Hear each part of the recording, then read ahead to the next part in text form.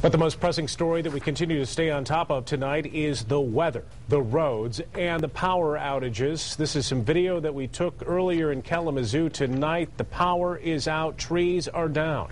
Because of the snow and electric outages, several schools are already calling in tonight, closing for tomorrow. Here are some of them: Kalamazoo, Battle Creek, Portage, Belding, Ionia, and Greenville.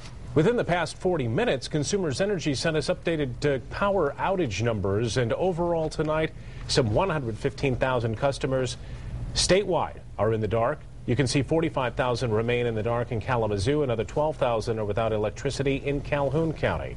There are 100 crews from Ohio and Indiana helping West Michigan workers get the juice back on, but Consumers says it won't all be back until Friday. We have live team coverage tonight. Bill Steffen is tracking what's coming next. Susan Shaw is keeping an eye on what conditions look like in the Metro Grand Rapids area. But we're going to start with Joe LaFurgey. He's live in Kalamazoo County, where tens of thousands are without electricity at this hour. Joe? Yeah, Susie, we're at Westminster Presbyterian Church in Portage, just off of Helen Street. This is where the Red Cross has set up an emergency warming shelter for folks who don't have any other place to go, who are without power. Let me give you an idea of just how serious the situation is. It opened up about 5 o'clock. Since then, they've had 40 to 50 people come in. In just the last few minutes, we've seen probably a half dozen people come in, families, people with children coming in here, all to stay warm. Now, the director told me that just a few weeks ago during the blizzard, they set up a warming center. Nobody showed up. Tonight, a lot of people, and again, that gives you an indication of just how serious this is. All these power outages caused by the storm down here. A lot of people showing up, and for many of them, this may be their last hope. No room at the inn. At least that's what Kendall Calhoun found as he went from one hotel to the next. Everything's booked. I mean, unless you got a reservation. So far, you're out of luck, so I'm going to keep trying. Reservations, how may I help you? We checked with several hotels ourselves in the area, and we got the same answer. Hi, do you have any rooms? We do not. I do not. None. No. 3 inches of snow and a half-inch of ice plunged many Kalamazoo neighborhoods into the dark. Drive down streets like Kingston, and the only illumination is by way of passing car. You really had to watch where you were going.